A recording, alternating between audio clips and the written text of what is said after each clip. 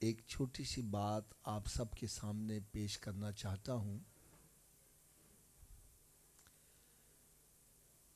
کہ بندہ اس دنیا میں جو بھی کام کرتا ہے اس کے پیچھے کوئی نہ کوئی مقصد ضرور ہوتا ہے. مقصد اچھا ہو یا برا ہو، مقصد ضرور ہوتا ہے. میں ایک مثال دیتا ہوں.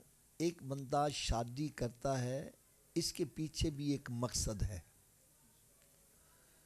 ایک بندہ کاروبار کرتا ہے، اس کے پیچھے بھی ایک مقصد ہے. ایک بندہ گھر بناتا ہے، اس کے پیچھے بھی ایک مقصد ہے. میری آپ سب سے ایک مدنی التجا ہے، ہم ان محافل میں آتے ہیں، ان محافل کا مقصد کیا ہے؟ یار تھوڑی دیر کے لیے ذرا توجہ کے ساتھ میری باتیں سننا، شاید کہ اتر جائے تیرے دل میں میری بات. ہم نے ان محافل کا مقصد یہ بنایا ہوا ہے، آئے جلدی جلدی حافظ صاحب، مولوی صاحب ختم شی پڑھو. کھانا کھایا تو پھر یہاں سے باتیں کرتے ہوئے نکل گئے. کوئی کہتا ہے یار نمک صحیح نہیں سی، کوئی کہتا ہے مرض صحیح نہیں سی، کوئی کہتا ہے یار ندیم پہلوان دے باپ نے کہڑا روز روز مرنا سی، روٹی تے چنگی کھوا دیندا. میں آپ سے سوال کروں گا، کیا یہی مقصد ہے یہاں آنے کا؟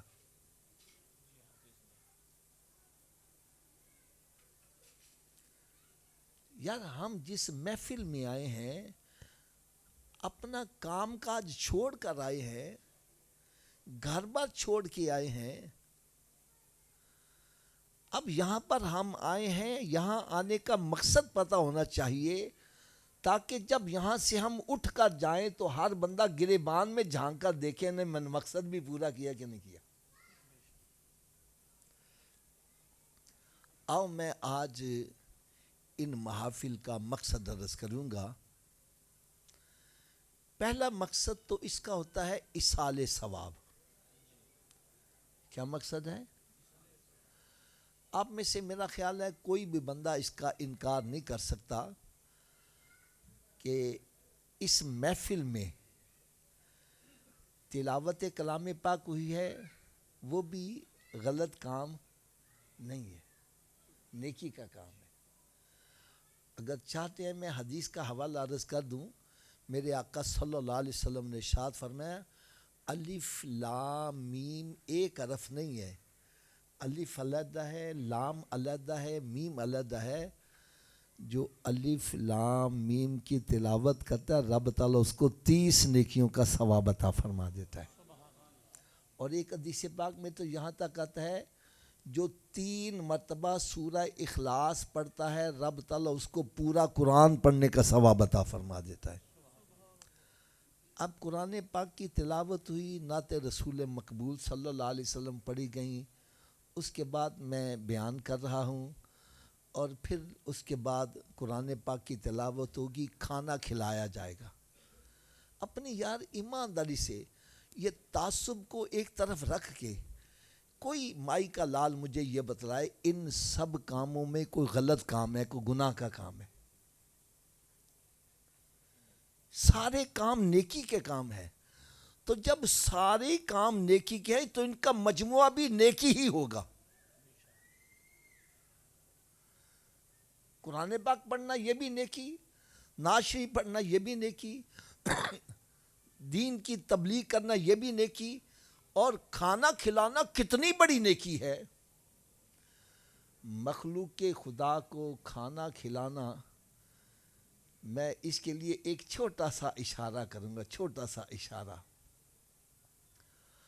حضرت امام غزالی رحمۃ اللہ تعالی علیہ، یار اتنے بڑے امام، اتنے بڑے عالم دین، اتنے بڑے عابد زاہد، اور اتنی بڑی کتابیں لکھنے والے کہ آپ صرف ان کی کتابیں دیکھ ہی لیں، پڑھے نہیں، خالی دیکھ ہی لیں، آپ سر پکڑ کے بیٹھ لوگے کہ ایک بندے نے اتنی کتابیں کیسے لکھی ہوں گی.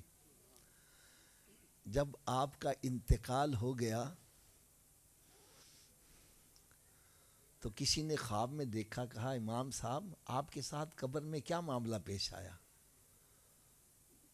تو آپ نے ارشاد فرمایا بے شک میں نے کتابیں بھی بڑی لکھی، نمازیں بھی پڑھی، روزے بھی بڑے رکھے، نیکی کی تبلیغ بھی بڑی کی، لیکن اللہ تعالیٰ کو میری بخشش کے لیے کون سا عمل پسند آیا؟ فرمانے لگے ایک مرتبہ میں کتاب لکھنے کے لیے قلم دوات لے کے بیٹھا، دوات کے اندر جب قلم کا ڈوبا لگا کے میں نے قلم کو باہر نکالا، جو پرانے بندے بات سمجھتے ہوں گے، قلم کے ایج کے اوپر ایک سیاہی کا ڈراپ لگ جاتا ہے، کہنے لگے میں نے قلم ایسے باہر اٹھائی، لگا لکھنے، تو ایک پیاسی مکھی آئی، وہ ڈراپ کو پی کر پیاس بجھانا چاہتی تھی۔ میں نے سوچا اگر میں نے قلم کو حرکت دی یہ پیاس بجھائے بغیر اڑ جائے گی، میں نے قلم کو پکڑے رکھا یہاں تک کہ مکھی سیراب ہو کر اڑ گئی، اللہ تعالیٰ نے اسی کے صدقے میری بخشش فرما دی۔ یا جو ایک مکھی کو پانی پلا رہا ہے اس کو یہ مقام مل رہا ہے، اور جو رب کی مخلوق انسانوں کو کھانا کھلا رہا ہے اس کو کتنا مقام ملتا ہو۔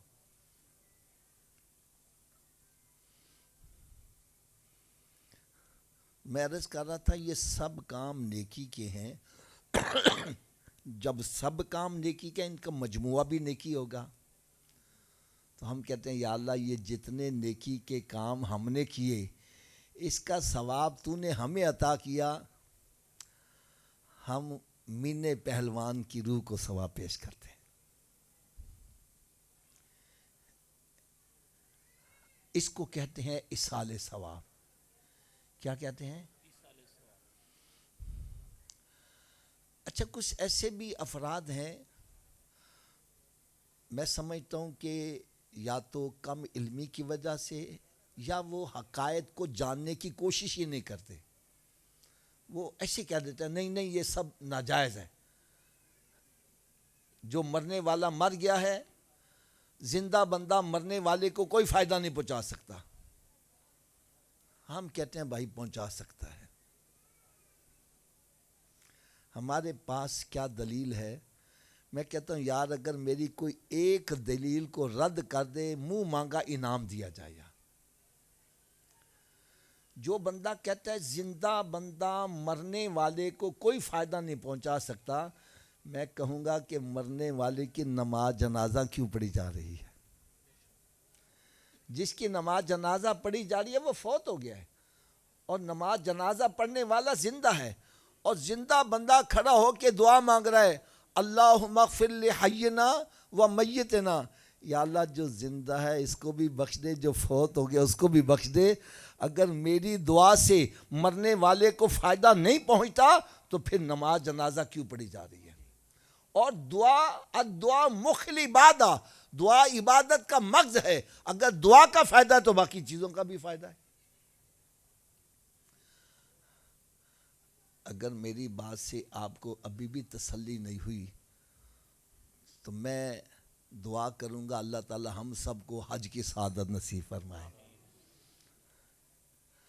حج کی قسموں میں قسم ہے حج بدل۔ کیا ہے؟ حج بدل کس کو کہتے ہیں؟ حج بدل یہ ہے کہ میرے والد صاحب فوت ہو گئے، میں اپنے والد صاحب کی طرف سے حج کر رہا ہوں، میرے والد صاحب کو حج کا ثواب پہنچے گا کہ نہیں پہنچے گا؟ اونچی بولو ذرا یار۔ اب حج زندہ بندہ کر رہا ہے اور ثواب مرنے والے کو پہنچ رہا ہے، اگر نہیں پہنچتا تو حج بدل کو کس کھاتے میں ڈالو گے؟ اور اگر ابھی بھی تسلی نہیں ہوئی تو میں ایک اور دلیل بڑی پیاری عرض کروں گا۔ ہم ہر نماز میں ہی ایصال ثواب کرتے ہیں، ہر نماز میں ہی ایصال ثواب کرتے ہیں۔ جب ہم نماز پڑھتے ہیں باوضو ہو کر قبلے کی طرف منہ کر کے دو زانو بیٹھ کے کہتے ہیں ربنا اغفر لی، اونچی بولو ذرا، ربنا اغفر لی، اس کا کیا مطلب ہے؟ یا اللہ مجھے بھی بخش دے، میرے ماں باپ کو بھی بخش دے۔ یار اگر یقین جانو میں یہ ساتا چہلم کل برسی چھمائی دا ختم، 10ویں دا ختم، 7ویں دا ختم، جمعراتاں دا ختم، یہ سب نیکی کے کام ہے، میں ان کے حق میں ہوں، مخالفت میں نہیں ہوں۔ لیکن اگر کوئی میرے دل سے پوچھو تو میں کہوں گا اصل اصال ثواب یہ ہے کہ ہم سارے نمازی بن جائیں۔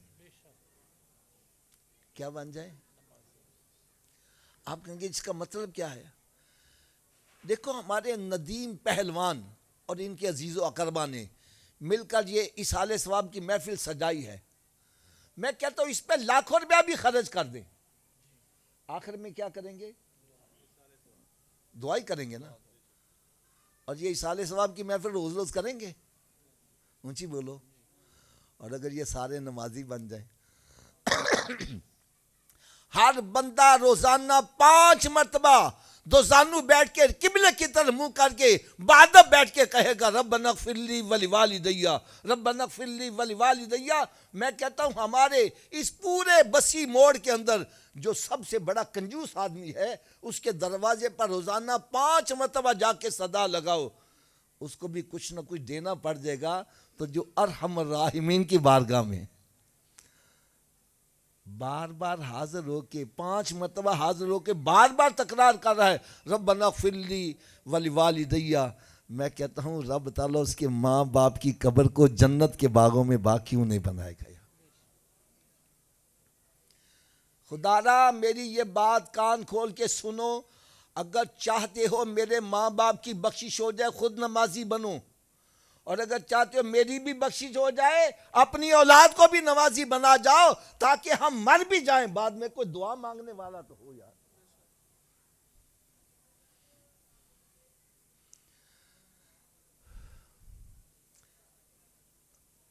ایک دلیل میں آپ کو ایسی زبردست دوں گا کہ یار آپ کو سن کر رشک آئے گا کہ اللہ تعالیٰ نے ہمیں کتنا سچا سچا عقیدہ عطا کیا ہے۔ پیارے آقا حضرت محمد مصطفیٰ صلی اللہ تعالیٰ علیہ وسلم نے ایک مرتبہ حضرت مولا علی شیر خدا رضی اللہ تعالیٰ عنہ سے ارشاد فرمایا علی منڈی سے 2 بکرے لاؤ۔ کتنے جی؟ انہوں نے لا کر پیش کر دیے، اور صحابہ کرام ان کا عقیدہ تھا سرکار کا کوئی بھی عمل حکمت سے خالی، اور حکمت کا پتہ کیسے چلے گا جب پوچھیں گے۔ عرض کرنے کا یا سن یہ 2 کیوں منگوائے ہیں؟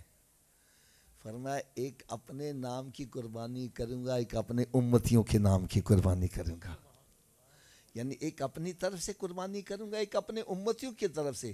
اور امت میں کون ہے جو پردہ کر گیا، وہ بھی جو موجود ہے، وہ بھی جو قیامت تک آنے والا، میرے آقا سب کو اصال ثواب کر دیا۔ اور پھر اگلی بات سنو، آپ بھی اس بات پر گواہی دو گے، سرکار صلی اللہ علیہ وسلم فرمایا میں یہ دیکھوں گا میری امت میں کون ہے جو میرے نام کی بھی قربانی کرے گا۔ حضرت صاحب آج بھی جن کو اللہ تعالیٰ توفیق دیتا ہے سرکار کے نام کی قربانی کرتے ہیں، بولو تو صحیح یار، کرتے ہیں کہ نہیں کرتے؟ یہ اصال ثواب نہیں ہے یار۔ حضرت سعد رضی اللہ تعالیٰ عنہ سرکار صلی اللہ علیہ وسلم کی بارگاہ میں حاضر ہوئے، یا رسول اللہ صلی اللہ علیہ وسلم میری والدہ ماجدہ فوت ہو گئی ہیں، تو میں ان کو کوئی فائدہ پہنچا سکتا ہوں؟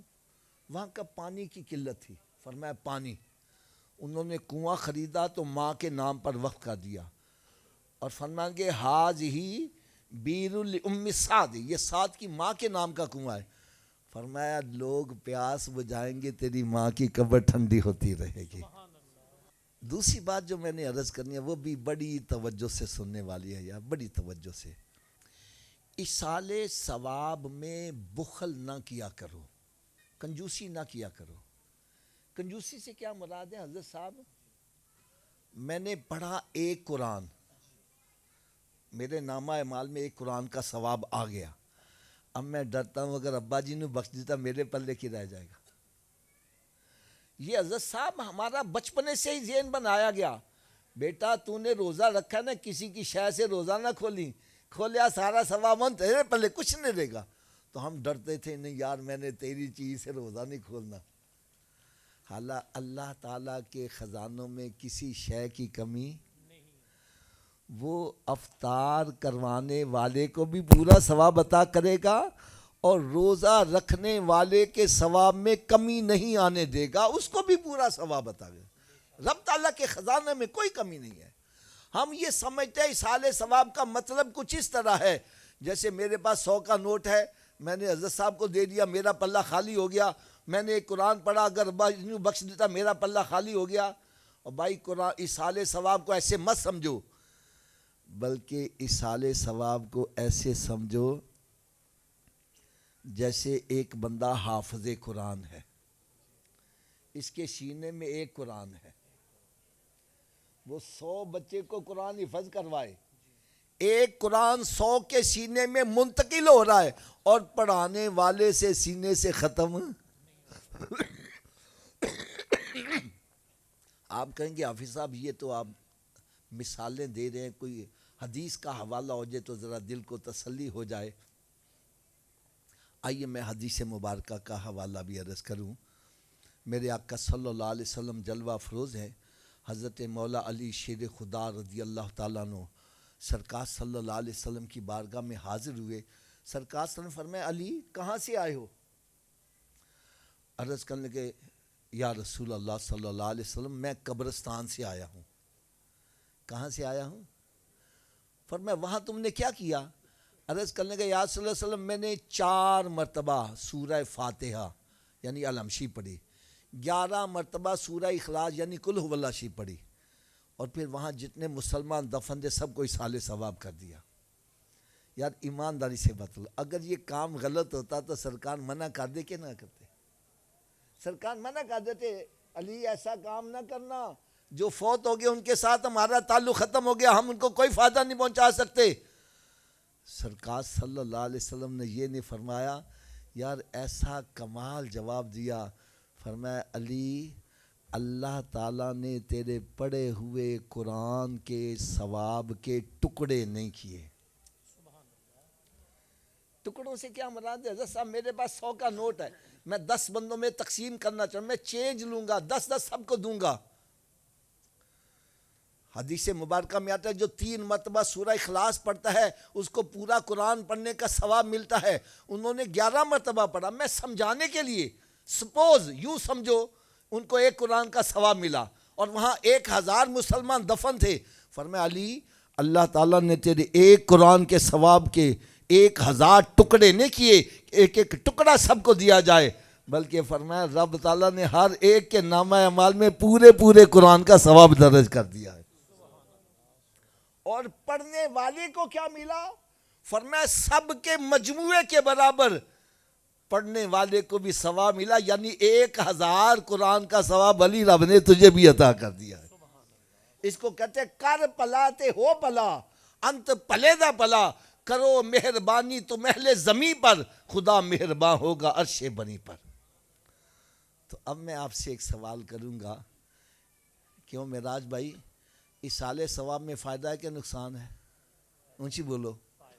پھر اب میں آپ کو ایک نسخہ بتلانے لگا ہوں، آپ بھی دن بھر جتنے بھی نیک اعمال کرو، رات کو سونے سے پہلے سب کو اصال ثواب کر دو۔ کن کو کرنا ہے؟ حضرت آدم علیہ السلام سے لے کر آج تک، آج سے لے کر قیامت تک سارے مسلمانوں کو اصال ثواب کر دو، رب تعالیٰ ہر ایک کو پورا ثواب بھی دے گا اور سب کے مجموعے کے برابر ثواب ہمیں بھی ملتا چلا جائے گا۔ دوسرا اصال ثواب کی محفل کا مقصد یہ ہے کہ ہمارے امین پہلوان رحمت اللہ تعالی علیہ، مینا پہلوان کے نام سے جو مشہور ہے، وہ پردہ فرما گئے۔ یار جتنے بھی آپ موجود ہو سچی بات کرنا، غلط بیانی کوئی نہیں کرنی۔ امین صاحب فوت ہو گئے، اپنے ساتھ دولت لے کر گئے؟ اونچی بول دو یار، کوئی کوٹھی کار کوئی بنگلہ لے کر گئے؟ ہم بھی مر گئے تو یہ دولت ہمارے ساتھ، کوئی عزیز و اقربا کوئی رشتہ دار کوئی لنگوٹیا یار ان کے ساتھ قبر میں گیا ہو؟ ان کے ساتھ ان کے اعمال ہی گئے ہیں۔ اس لیے پیارے آقا حضرت محمد مصطفیٰ صلی اللہ تعالی علیہ وسلم نے ارشاد فرمایا کہ بندے کے 3 ساتھی ہیں. پہلا ساتھی موت تک کا ہے، دوسرا ساتھی گور تک کا ہے، تیسرا ساتھی توڑ تک کا ہے. موت تک کا ساتھی کون ہے؟ انسان کی جائیداد، وہ منقولہ ہے غیر منقولہ ہے، موویبل پراپرٹی ہے یا اموویبل پراپرٹی. اتنی دیر تک بندے کے نام بولتی ہے جتنی دیر سانس میں سانس ہے. جیسے ہی بندے کا انتقال ہو جائے گا جائیداد کا بھی انتقال ہو جائے گا.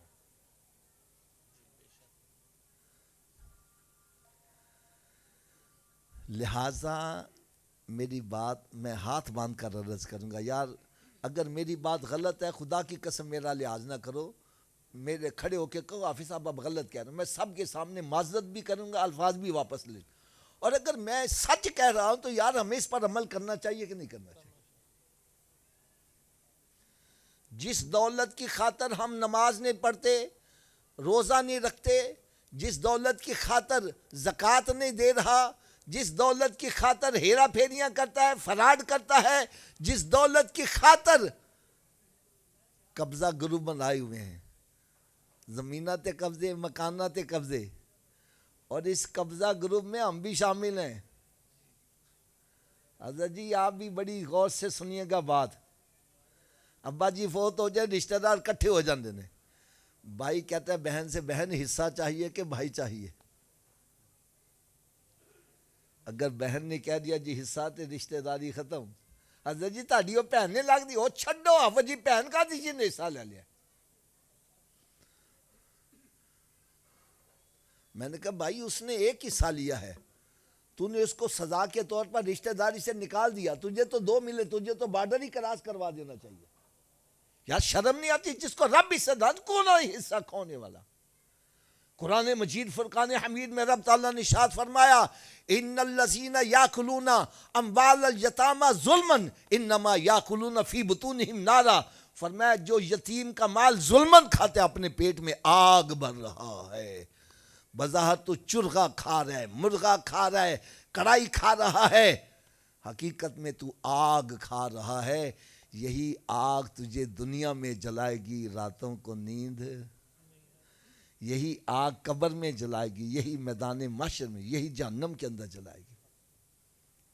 آپ نے ایک نام پتہ نہیں سنا ہوا ہے کہ نہیں، شاہ عبداللطیف بھٹائی رحمۃ اللہ تعالی علیہ. سندھ حیدرآباد میں ان کا بڑا عالی شان دربار ہے. جس طرح ہمارے یہاں پر صوفی شاعر میاں محمد رحمت سندھی زبان کے شاعر، آپ نے حضرت صاحب ایک واقعہ لکھا اپنے ملفوظات میں، یار پتہ نہیں کتنے بندوں کی کایا پلٹ کے رکھ دیا. یہ واقعہ بڑی توجہ سے سنو یار. اللہ کرے آج جتنے بھی یہاں آئے ہو سارے ہی نمازی بن کے جاؤ، سب عاشق رسول بن کے جاؤ یار.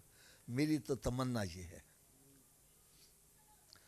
آپ ارشاد فرماتے ہیں ایک مرتبہ سخت سردیوں کی رات تھی، میری والدہ ماجدہ نے مجھے تہجد کے وقت اٹھا دیا.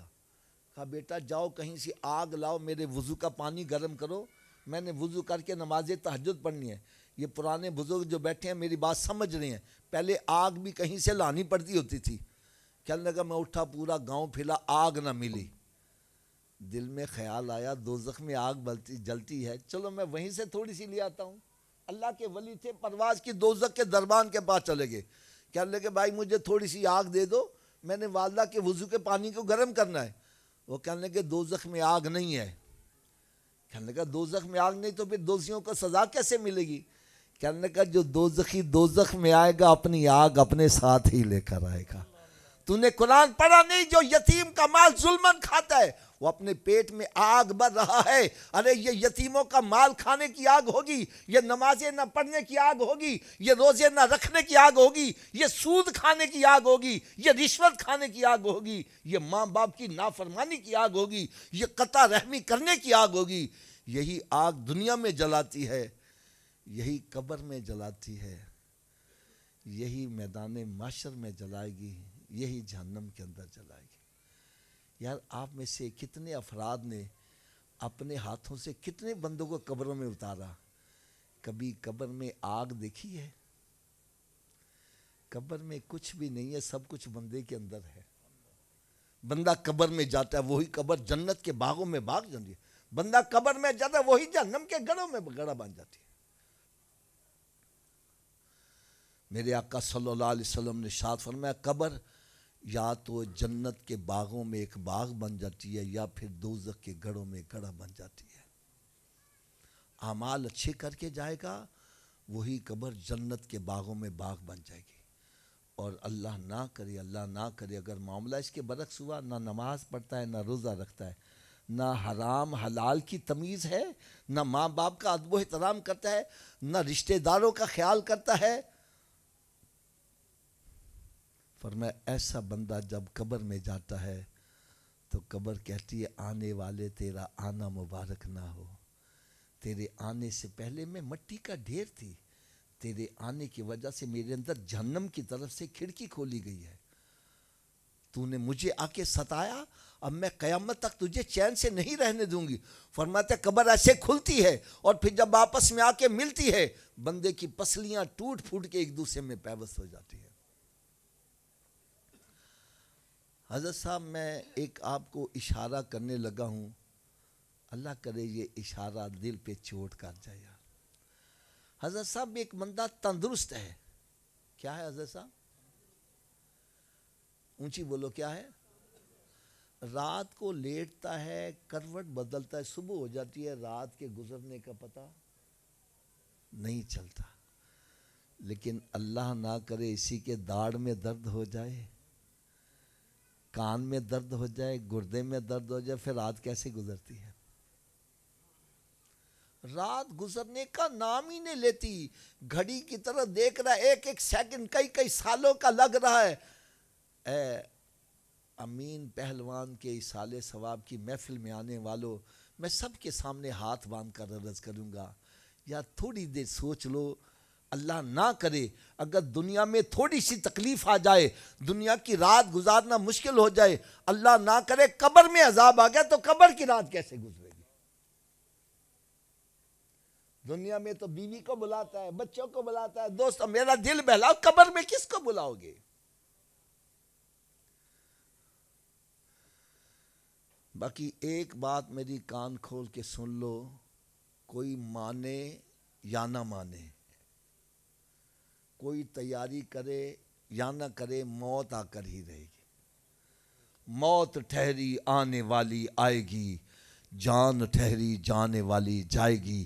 ارے روح رگ رگ سے نکالی جائے گی، تجھ پہ ایک دن خاک ڈالی جائے گی. ارے ہاتھی جیسوں کو پچھاڑا موت نے، کھیل کتنوں کا بگاڑا موت نے. کبھی آپ کو موقع ملے، ہمارے لاہور میں ایک دربار شریف ہے پیر مکی سرکار کا، داتا صاحب رحمت کے قریب ہی ہے یار. ان کے قدمین شریفین کی طرف نا ایک چھوٹا سا قبرستان ہے، اس کا نام ہے پہلوانوں کا قبرستان. حضرت صاحب یقین جانو بڑی عبرت آتی ہے. قبروں پہ تختیاں لگی ہوئی ہیں، مسٹر پاکستان، رستم زمان، شیر پنجاب. یعنی رستم زمان سے مراد ہے پورے زمانے میں اس کے جوڑ کا کوئی بندہ ہی نہیں تھا. ارے پوری دنیا میں کوئی اس کو چت کرنے والا نہیں تھا، موت کے ایک جھٹکے نے چاروں شانے چت کر کے رکھ دیا. پورے پنجاب میں جس کے جوڑ کا بندہ کوئی نہ، موت کا ایک جھٹکے نے. ہاتھی جیسوں کو پچھاڑا موت نے، کھیل کتنوں کا بگاڑا موت نے.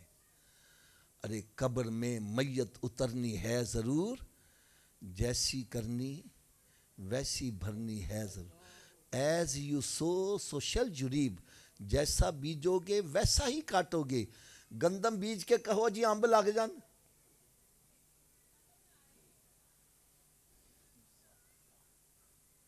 لہذا میں اب اپنے بیان کو وائنڈ کرنے لگا ہوں. بڑی توجہ سے ذرا سنیے گا.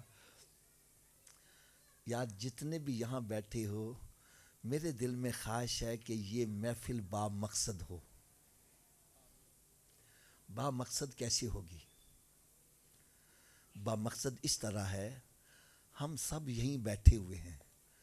ابھی تھوڑی دیر سوچ لو، اگر مجھے ابھی موت آ جائے، میرے عمل کیسے ہیں؟ میری قبر جنت کے باغوں میں باغ بنے گی کہ جہنم کے گھروں میں گھڑا بنے گی؟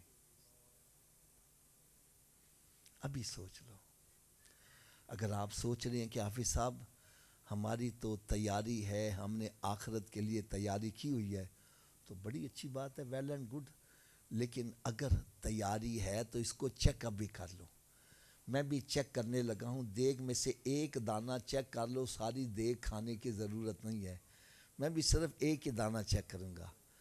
پیارے آقا حضرت محمد مصطفیٰ صلی اللہ تعالیٰ علیہ وسلم نے ارشاد فرمایا کہ قیامت کے روز مسلمان سے سب سے پہلا سوال کون سا ہوگا؟ نماز کا. اتنی آواز سے بولو جن کو نہیں پتہ ان کو بھی پتہ چل جائے. تو میں ہاتھ باندھ کر عرض کروں گا، کیا ہمارا پہلا سوال درست ہے؟ پہلے سوال میں ہی پھنس کے اگلے سوالوں کا کیا بنے گا؟ میرا یہ حسن ظن ہے، جتنے بھی بیٹھے ہو سب پڑھے لکھے بیٹھے ہو، کوئی تھوڑا پڑھا ہے کوئی زیادہ پڑھا ہے. آپ سب اس بات کی گواہی دو گے جب ہم ایگزامینیشن ہال میں بیٹھتے ہیں، پہلا سوال صحیح ہو جائے، اگلے مشکل بھی ہوں تو آسان ہو جائے، اور اگر پہلے سے اٹک جائے اگلے آتے بھی ہوں تو بھول جاتا ہے. اور بھائی میں گیس لگواؤں، آپ بے شک تیاری نہ کرو. آپ کہو گے حافظ صاحب نے تکا لگایا، پتہ نہیں آتا بے کہ نہیں آتا، لیکن میرے آقا کا فرمان غلط ہے. جب سرکار صلی اللہ علیہ وسلم نے فرمایا پہلا سوال ہی نماز کا ہوگا، پھر ہمیں نمازی بننا چاہیے کہ نہیں بننا چاہیے؟ آواز کم ہو گئی ہے. اگر بننا چاہتے ہو تو نسخہ میں بتلا دیتا ہوں، میرے نسخے پر عمل کرو، سارے نمازی بن جاؤ گے. صرف ایک شرط ہے، نسخہ استعمال کرنا پڑے گا. نسخہ یہ ہے، اگر یہ وجود نماز نہ پڑھے، کیا میں نے کہا جی اگر یہ وجود، تو اس وجود کو رب کا رزق نہ کھلاؤ، نہ روٹی کھلاؤ نہ پانی پلاؤ. بات بھی میں سچی کر رہا ہوں، جو وجود رب تعالیٰ کے آگے نہیں جھکتا، کیا وہ اس قابل ہے کہ اس کو رب کا رزق کھلایا جائے؟ روٹی سامنے رکھی اپنے منہ میں نہیں جاتی، پکڑ کے لے جاؤ گے، مت لے جاؤ. یہ روٹی مانگے، بولو نہیں پہلے نماز پھر بعد میں روٹی. تو کیا خیال ہے نمازی بن جائے گا کہ نہیں بنے گا؟ تو اس نسخے پر عمل کون کون کرے گا؟